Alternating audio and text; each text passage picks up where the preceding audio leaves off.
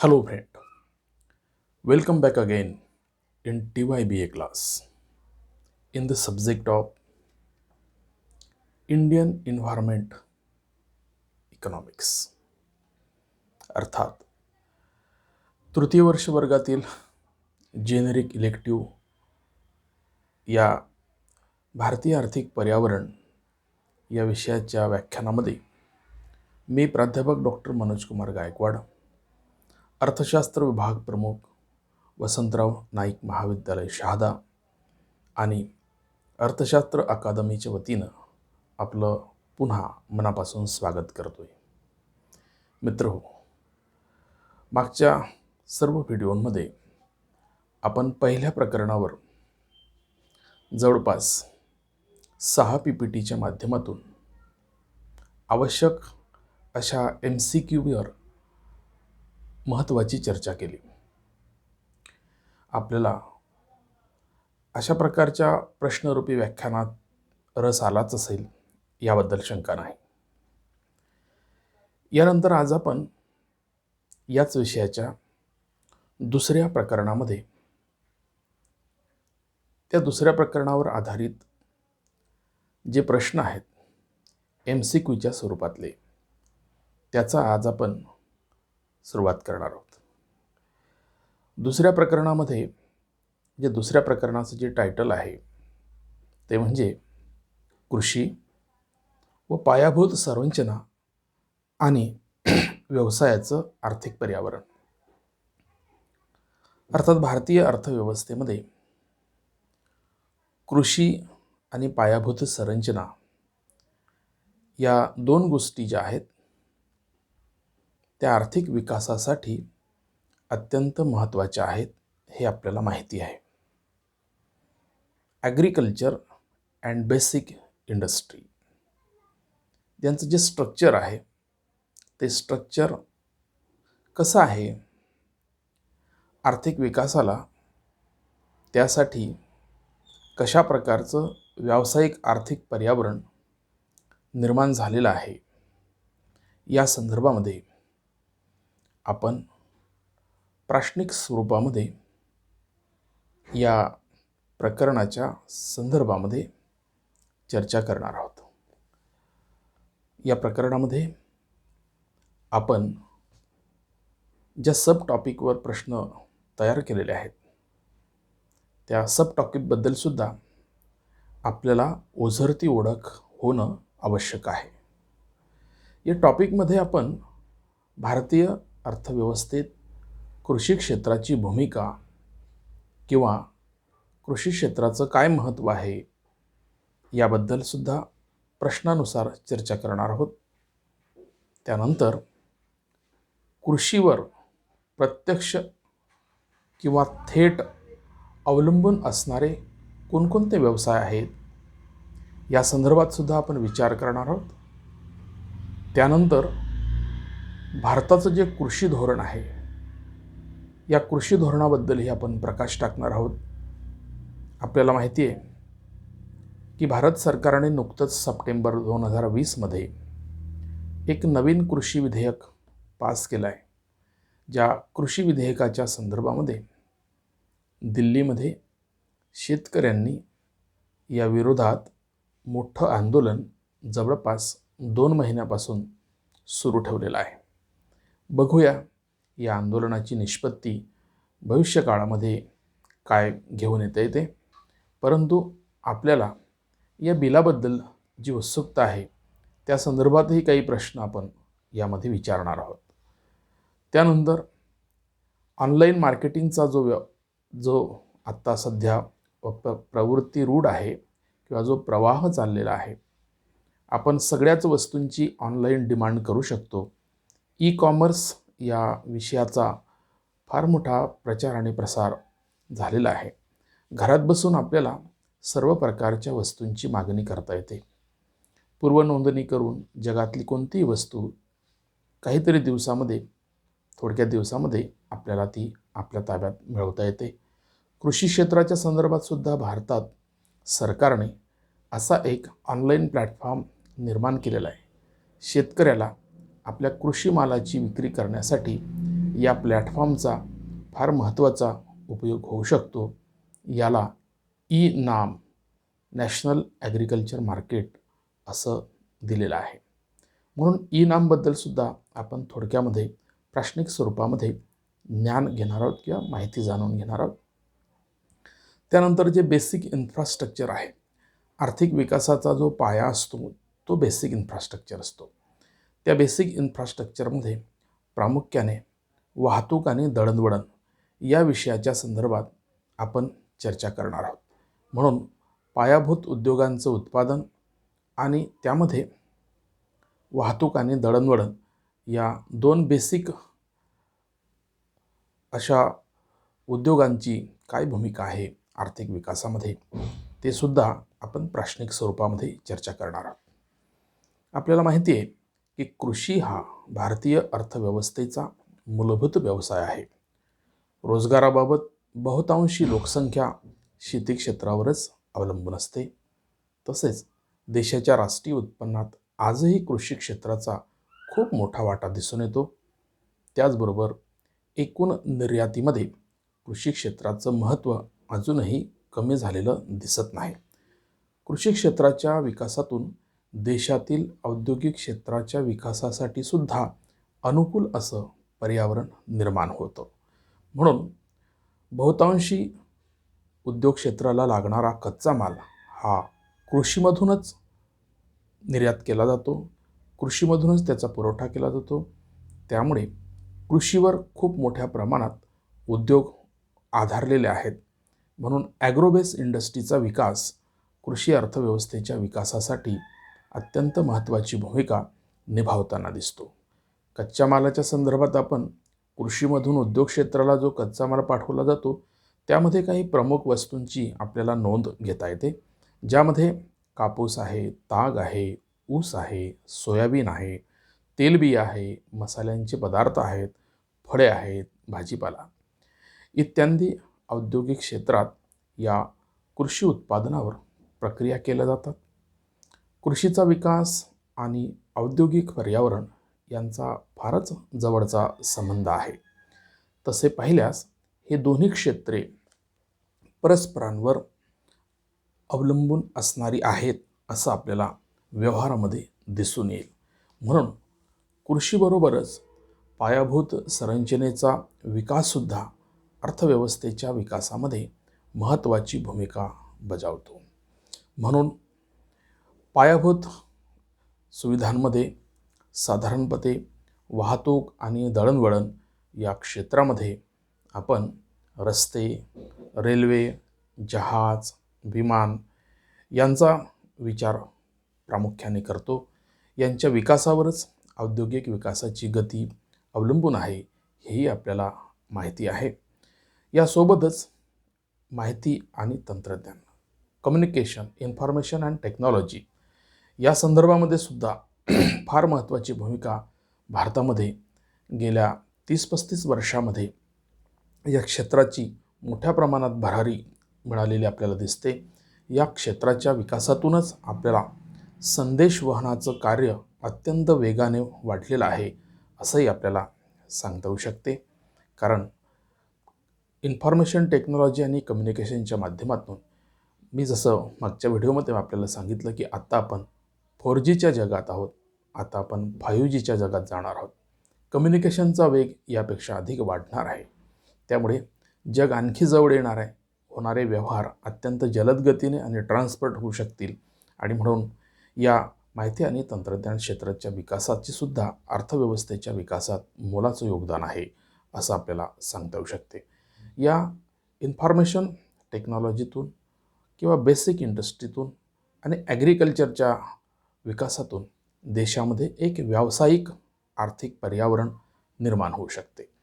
कारण व्यावसायिक आर्थिक पर्यावरण याचा अर्थ असा आहे की कृषीवर आधारित जे जे उद्योग आहेत त्या उद्योगांच्या निर्मितीसाठी सरकारचं काय धोरण आहे, या कच्च्या मालापासून पक्क्या मालात रूपांतरित होणाऱ्या सर्व वस्तू आणि सेवांचं बाजारपेठेमध्ये कशा पद्धतीने महत्त्वाची भूमिका आहे आणि म्हणून बाजारपेठा अत्याधुनिक करण्यासाठी सरकारची काय भूमिका आहे, म्हणजे व्यवसायाला अनुकूल वातावरण निर्माण करण्यासाठी सरकारची जी भूमिका आहे ती कृषी क्षेत्राच्या विकासासाठी सुद्धा अत्यंत आवश्यक आहे. पायाभूत उद्योगांच्या निर्मितीसाठी सुद्धा आवश्यक आहे आणि वाहतूक आणि दळणवळणाच्या ज्या सुविधा आहे याच्या निर्मितीमध्ये सुद्धा सरकारची भूमिका महत्त्वाची आहे. सरकार ही आपल्या मालकीच्या क्षेत्रातून या उद्योगांची उभारणी करू शकते किंवा खाजगी क्षेत्रामध्ये सुद्धा अशा प्रकारच्या बेसिक इंडस्ट्रीच्या विकासासाठी प्रयत्न करू शकते. आपल्याला माहिती आहे की गेल्या 30 वर्षापासून जागतिकीकरणाच्या प्रक्रियेमध्ये या क्षेत्रामध्ये विदेशातून मोठ्या प्रमाणात गुंतवणुका झालेल्या आहेत आणि त्यामुळे विदेशातील गुंतवणुकीतून या क्षेत्राचा मोठ्या प्रमाणात विकास झाल्यामुळे देशामध्ये एक सुदृढ असं व्यावसायिक आर्थिक पर्यावरण निर्माण झालेलं आहे असं आपल्याला ठामपणे सांगता येऊ शकते. देशातल्या प्रत्येक उपभोक्त्याला या सर्व आर्थिक व्यावसायिक पर्यावरणाचे फार मोठे लाभ घेता येऊ शकतात किंवा आपण ते उपभोक्त्याच्या भूमिकेमध्ये आपण जेव्हा जातो तेव्हा आपल्याला या वस्तू, गुणवत्तेच्या वस्तू कमी किमतीमध्ये घरबसल्या कशा मिळतात, हे जे स्पर्धामय वातावरण या व्यावसायिक आर्थिक पर्यावरणातून निर्माण झाला आहे त्याचा फायदा उत्पादक आणि उपभोक्ते या दोघांनाही चांगल्या प्रकारे होऊ शकतो आणि होत आहे याचाही अनुभूती आपल्याला येणार आहे किंवा येत आहे. आणि म्हणून अर्थव्यवस्थेमध्ये, कृषी क्षेत्रामध्ये आणि पायाभूत संरचनेच्या निर्मितीमध्ये व्यावसायिक आर्थिक पर्यावरणाची निर्मिती करण्यासाठी सरकार कोणत्या पद्धतीच्या धोरणाचा अवलंब करते ज्यातून आर्थिक विकास झपाट्याने होऊ शकेल, लोकांना आपलं जीवनमान उंचावण्याची या प्रक्रियेतून संधी मिळू शकेल, रोजगाराच्या संधी यातून निर्माण होऊ शकतील. एकूणच या टॉपिकमध्ये आपण या सब टॉपिकवर काही महत्त्वाच्या प्रश्नांची निर्मिती केली आहे. त्या महत्त्वाच्या प्रश्नांवर आपण आता एकेका व्हिडिओमध्ये जवळपास 6 व्हिडिओमध्ये या प्रकरणाची आपण समाप्ती करणार आहोत. यातून आपण या संपूर्ण प्रकरणाच्या वेगवेगळ्या टॉपिकवर वेगवेगळ्या स्वरूपातून, दृष्टिकोनातून प्रश्न तयार केलेले आहेत ज्याचा आपण व्यवस्थितपणे अभ्यास करूया, ज्याच्या दृष्टिकोनातून आपली परीक्षेची आणि येणाऱ्या स्पर्धा परीक्षांसाठी सुद्धा या प्रश्नांची आपल्याला फार उपयोग होणार आहे. या प्रश्नांबद्दल आपण मनपूर्वक अभ्यास करावा, याची नोट्स व्यवस्थितपणे करावे आणि येणाऱ्या कोणत्याही परीक्षेचं प्रिपरेशन आपल्याला सोपं व्हावं या सदिच्छा या टॉपिक सुरू करण्याच्या अगोदर मी आपणास देतो आहे. आपण या पहिल्या टॉपिकवर, पहिल्या सब टॉपिकवर आपण जे प्रश्न तयार केलेले आहेत त्या प्रश्नांची PPT मी आपल्यासमोर ठेवलेली आहे. या PPTमध्ये आपण 5 प्रश्न दिलेले आहेत आणि त्यांचे योग्य ते पर्याय, ते सुद्धा ऑप्शन आपण PPTमध्ये दिलेले आहेत. तर चला या आपण एकेका टॉपिकवर, सब टॉपिकवर तयार केलेल्या प्रश्नांची माहिती जाणून घेऊया, त्यांच्या उत्तराबद्दल सुद्धा आपण जाणून घेऊया. पहिला प्रश्न आपण विचारलेला आहे की स्वातंत्र्यपूर्व काळात राष्ट्रीय उत्पन्नात कृषी क्षेत्राचा वाटा टिंबटिंब इतका होता. आपल्याला सुरुवातीपासूनच सगळ्यांना याची जाणीव आहे की भारत हा कृषीप्रधान देश गणला जातो. सुरुवातीपासून कृषीचं महत्त्व भारतीय अर्थव्यवस्थेत अत्यंत मोठं आहे आणि स्वातंत्र्यपूर्व काळामध्ये सुद्धा ब्रिटिशांची जेव्हा सत्ता आपल्यावर होती तेव्हा मोठ्या प्रमाणात कृषीतला कच्चा माल निर्यात केला जात होता. म्हणजेच भारताचा व्यापारतोल त्या काळामध्ये अनुकूल होता, परंतु व्यवहारतोल हा प्रतिकूल होता. कारण भारतातून शेतमाल कच्च्या स्वरूपात इंग्लंडमध्ये निर्यात केला जात होता. त्या ठिकाणी त्याच्यावर प्रक्रिया करून त्याचं पक्क्या मालात रूपांतर करून पुन्हा भारतीय बाजारपेठेत त्याची विक्री केली जात होती. उदाहरणार्थ कापसापासून कापड निर्माण करण्याची काम इंग्लंडमध्ये केलं जात होतं आणि मग कापडाची विक्री ब्रिटिशांची सत्ता ज्या ज्या देशांमध्ये आहे त्या त्या देशांमध्ये केली जात होती. म्हणून असं म्हटलं जातं की भारताचा बॅलन्स ऑफ ट्रेड, व्यापारतोल हा अनुकूल असायचा, परंतु बॅलन्स ऑफ पेमेंट, व्यवहारतोल हा प्रतिकूल असायचा. कारण व्यवहारतोलामध्ये सेवांचा समावेश केला जातो आणि सेवा या जहाजाच्या किंवा विमानाच्या किंवा प्रशासकीय सेवा यांचं मूल्य या BOPमध्ये ग्राह्य धरलं जातं आणि म्हणून भारताचा BOP निगेटिव्ह असायचा तर भारताचा BOT हा पॉझिटिव्ह असायचा. म्हणून स्वातंत्र्यपूर्व काळामध्ये भारताच्या राष्ट्रीय उत्पन्नामध्ये शेती क्षेत्राचा वाटा किती होता, हाही प्रश्न आपल्याला महत्त्वाचा आहे. आपण दोन स्वरूपामध्ये त्याचा प्रश्न विचारू शकतो की स्वातंत्र्योत्तर काळामध्ये त्याचा वाटा किती आहे, स्वातंत्र्यपूर्व काळामध्ये त्याचा वाटा किती आहे. तर आपण या प्रश्नाच्या अनुषंगाने 4 ऑप्शन दिले, ज्यामध्ये पहिला ऑप्शन आहे 56.1%, ब ऑप्शन आहे 38.3%, क ऑप्शन आहे 49.40% आणि ड ऑप्शन आहे 17.45%. यामध्ये करेक्ट ऑप्शन आपण दिलेला आहे 56.1%. याचा अर्थ 50%पेक्षा जास्त हा वाटा राष्ट्रीय उत्पन्नामध्ये कृषी क्षेत्राचा होता. दुसऱ्या बाजूने आपल्याला असं म्हणता येईल की सेवा क्षेत्राचा आणि उद्योग क्षेत्राचा विकासच मोठ्या प्रमाणात झालेला नसल्यामुळे त्यांचा वाटा या 50%मध्ये या दोन क्षेत्रांचा वाटा आपल्याला दिसून येईल. 45%मध्ये दोन क्षेत्रांचा वाटा उद्योग आणि सेवा क्षेत्राचा दिसून येतो आणि एकट्या उद्योग कृषी क्षेत्राचा वाटा हा 56%च्या जास्तीचा आपल्याला दिसून येतो. म्हणून स्वातंत्र्यपूर्व काळामध्ये राष्ट्रीय उत्पन्नामध्ये शेतीचा फार महत्त्वाचा रोल होता, हे या प्रश्नावरून आपल्याला समजून येऊ शकते. दुसरा प्रश्न आपण बघतोय की 2001मध्ये कृषी क्षेत्रात रोजगाराचं जे प्रमाण होतं ते किती होतं. रोजगाराचं टिंबटिंब एवढं प्रमाण होतं. आजही आपल्याला माहिती आहे की भारतामध्ये कृषी क्षेत्रावर अवलंबून नसणारी जी लोकसंख्या आहे ती 70%पर्यंत आहे आणि रोजगाराचं आणि उदरनिर्वाहाचं साधन म्हणून आजही शेती क्षेत्राकडे महत्त्वाचं स्थान शेती क्षेत्राला दिलं जातं. लोक शेती क्षेत्राला त्या दृष्टिकोनातून पाहत असतात आणि म्हणून सुरुवातीपासूनच लोकसंख्येचं मोठं प्रमाण कृषी क्षेत्रावर राहिलेलं आहे. म्हणून कृषी क्षेत्रावर मोठ्या प्रमाणातलं बेरोजगारीचंही स्वरूप आपल्याला दिसून येते. शेती क्षेत्राच्या तुकडीकरणामुळे सुद्धा शेती क्षेत्रावर फार प्रतिकूल परिणाम झालेला आपल्याला दिसतात आणि म्हणून सुरुवातीपासूनच उदरनिर्वाहाचं आणि रोजगाराचं साधन म्हणून शेतीकडे पाहिलं जातं. म्हणून त्याची जी आकडेवारी आहे ती आकडेवारी आपल्याला मोठ्या प्रमाणात दिसून येते. विकसित राष्ट्रांच्या तुलनेमध्ये विकसित राष्ट्रांमध्ये शेती क्षेत्रावर लोकांचं जे प्रमाण आहे अवलंबून राहण्याचं ते 2% ते 7% आहे, परंतु भारतामध्ये ते 70% आहे. रोजगाराचा परिणाम एकूण लोकसंख्येच्या अवलंबनाचा सुद्धा याच्यावर दिसून येतो. ऑप्शन आपण दिलेले आहेत. पहिला ऑप्शन आहे 23.5% एवढे लोक रोजगारासाठी कृषी क्षेत्रावर अवलंबून असतात. ब ऑप्शन आहे 69.5%, क ऑप्शन आहे 56.7% आणि ड ऑप्शन आहे 66.9%. तर स्वातंत्र्यपूर्व काळामध्ये हे प्रमाण खूप मोठं होतं. जसं राष्ट्रीय उत्पन्नात वाटा होता तसंच लोकसंख्येचं सुद्धा प्रमाण शेती क्षेत्रावर अवलंबून राहण्याचं होतं. पण 2001 म्हणजे स्वातंत्र्योत्तर काळामध्ये आपण औद्योगिक क्षेत्राच्या आणि सेवा क्षेत्राच्या विकासासाठी सुटेबल असं व्यावसायिक पर्यावरण निर्माण करू शकलो आणि ज्यामुळे शेती क्षेत्रातील रोजगारासाठी अवलंबून असणारी जी लोकसंख्या आहे ती उद्योग आणि सेवा क्षेत्राकडे आपण स्थानांतरित करू शकलो. त्यामुळे आज 2001च्या आकडेवारीमध्ये आपण 23.5% एवढं प्रमाण शेती क्षेत्रावर रोजगारासाठी अवलंबून असणार आहे असं इथं मेन्शन केलेलं आहे. म्हणून 2001मध्ये कृषी क्षेत्रात रोजगाराचं टिंबटिंब एवढं प्रमाण आहे, ज्यामध्ये आपण करेक्ट ॲन्सरचा ऑप्शन दिला आहे 23.5%. आपल्याला असा सुद्धा प्रश्न निर्माण होऊ शकेल, कारण आपण तो निर्माण करावा. 2011मध्ये कृषी क्षेत्रात रोजगाराचं टिंबटिंब एवढं प्रमाण होतं.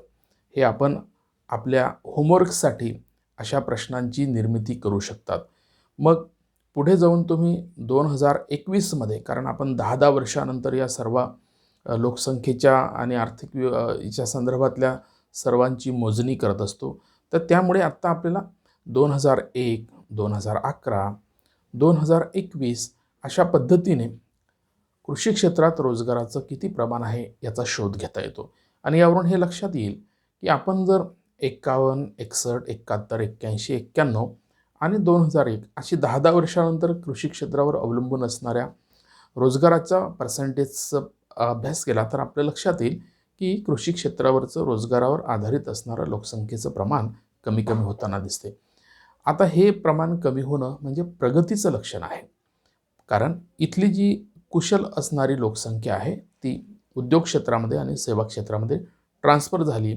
त्यामुळे शेती क्षेत्रावर रोजगारासाठी अवलंबून राहण्याचं जे प्रमाण आहे एकूण लोकसंख्येचं ते कमी झालेलं आपल्याला दिसते. त्यानंतर 2013-14मध्ये भारताचा निर्यातीत कृषी व कृषी संबंधित वस्तूंचा वाटा टिंबटिंब एवढा होता.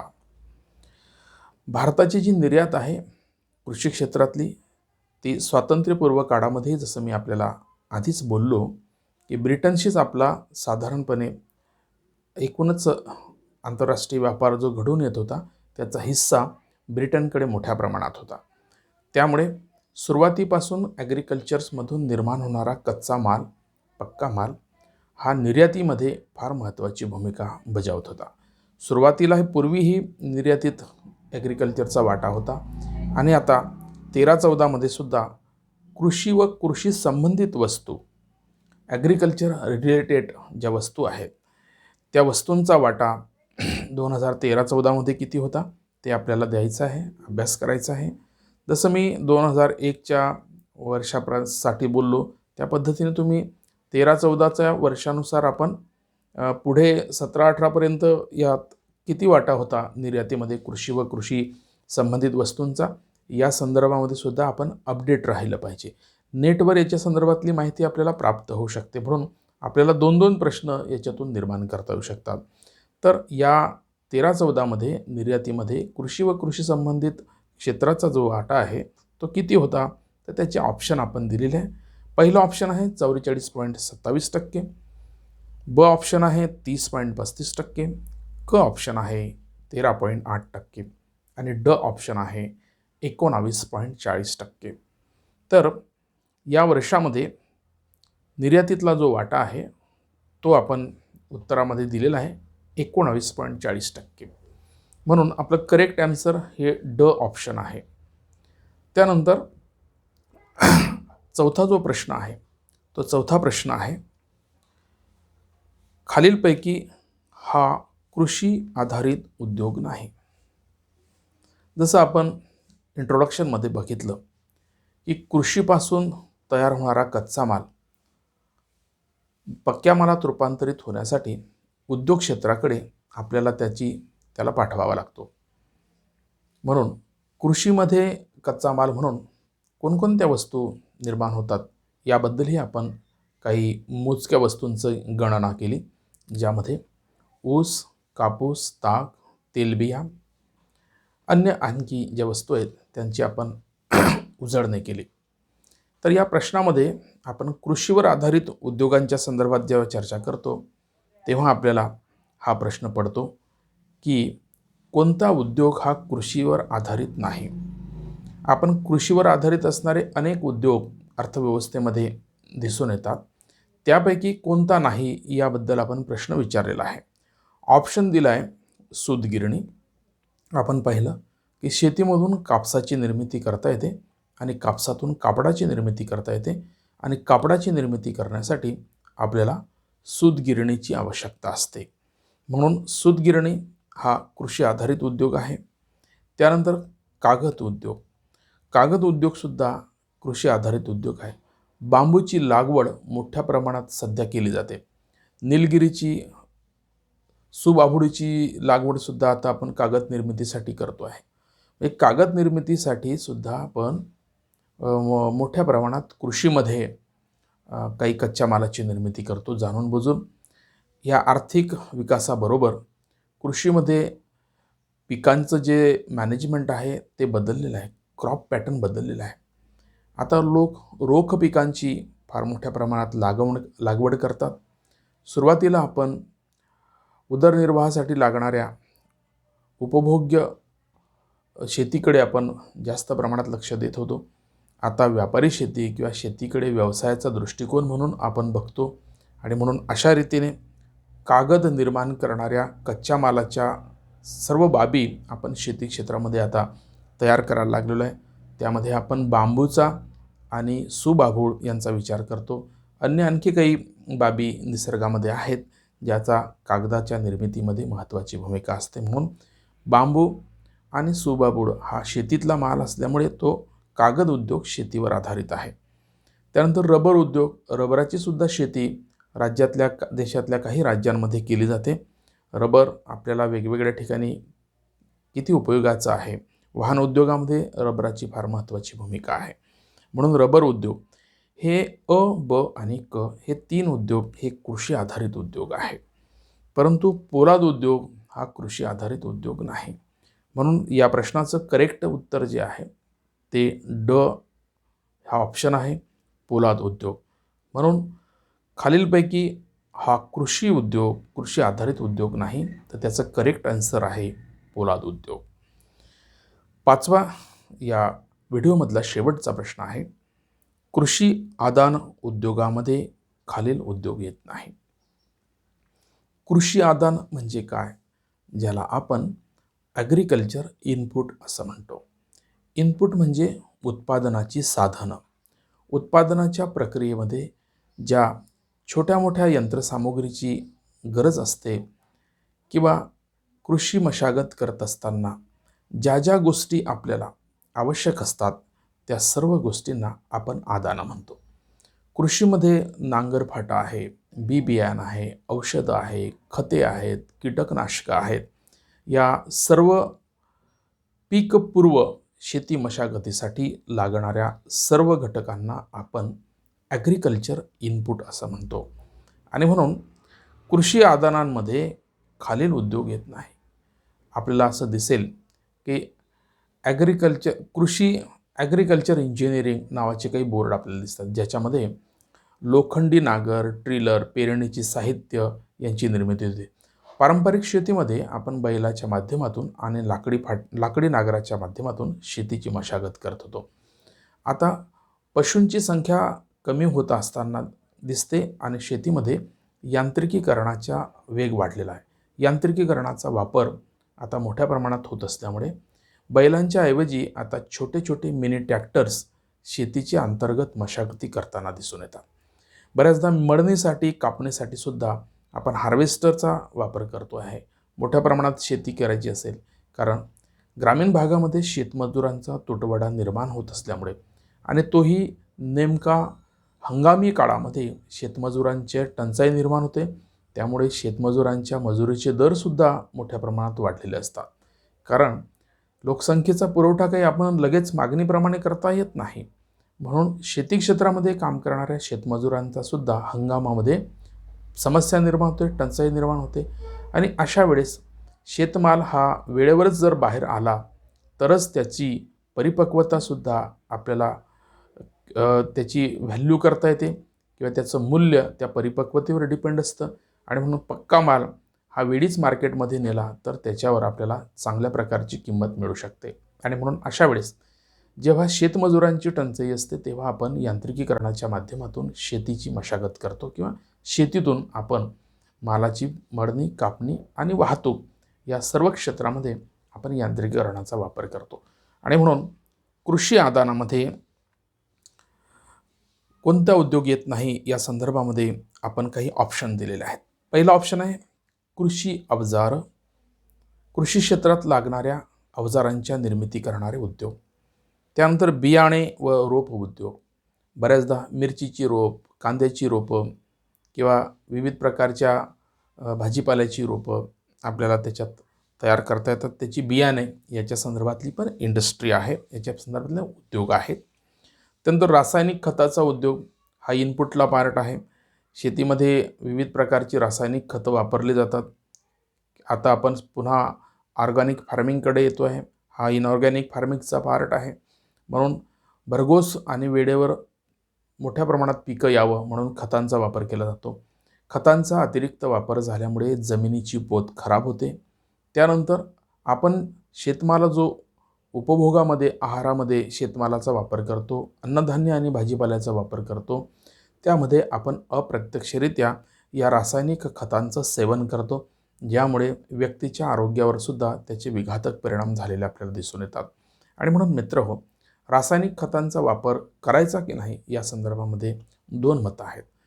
यातून जोपर्यंत आपल्याला कोणत्याही सिस्टीमचे दोष किंवा त्याचे वाईट परिणाम जाणवत नाही तोपर्यंत आपण त्या सिस्टीमचा त्याग करत नाही. लोकांना आता ऑर्गॅनिक शेतीकडे, लोकांचा कल जो आहे तो ऑर्गॅनिक शेतीकडे आता आहे आणि म्हणून ऑर्गॅनिक प्रॉडक्टची मागणी बाजारपेठेमध्ये मोठ्या प्रमाणात होत असताना दिसते. ऑर्गॅनिक प्रॉडक्टच्या किमती जरी जास्त असल्या तरी लोकांची मागणी त्याला वाढताना दिसते. त्यामुळे लोकांचा आता रासायनिक शेतीकडून ऑर्गॅनिक शेतीकडे, सेंद्रिय शेतीकडे कल जातो आहे आणि म्हणून रासायनिक खते हा कृषी आदानांचा एक उद्योग आहे. बघ, चौथा जो ऑप्शन आहे कोळसा उद्योग. कोळशाच्या खाणी असतात, त्याच्यामुळे तो शेतीशी संबंधित नाही, शेतीच्या आदानांशी संबंधित नाही आणि म्हणून आपला राईट आन्सर जो आहे तो राईट आन्सर आहे कोळसा उद्योग. म्हणून 5व्या प्रश्नाचं उत्तर जे आहे ते उत्तर आहे कोळसा उद्योग.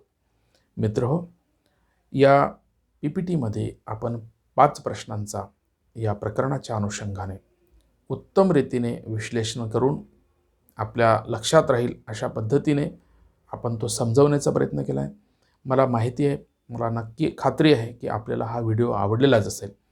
जर हा व्हिडिओ आपल्याला आवडला तर आपल्या मित्रांना नक्की शेअर करा, लाईक करा आणि जर चॅनल सबस्क्राईब केलं नसेल तर ते सुद्धा करायला सांगा. पुढच्या व्हिडिओमध्ये भेटूया. तोपर्यंत आपण घरीच आहात, घरीच राहा, सुरक्षित राहा. आपण आपल्या कुटुंबाची जबाबदारी घ्या. आपल्या सहित आपलं कुटुंब सुरक्षित राहिलं पाहिजे, हे आपलं मिशन आहे. कोरोनामुक्तीसाठी याच्यावर दुसरा उपाय नाही. दुसऱ्या व्हिडिओमध्ये भेटूया. तोपर्यंत इथेच थांबतोय. थँक्यू.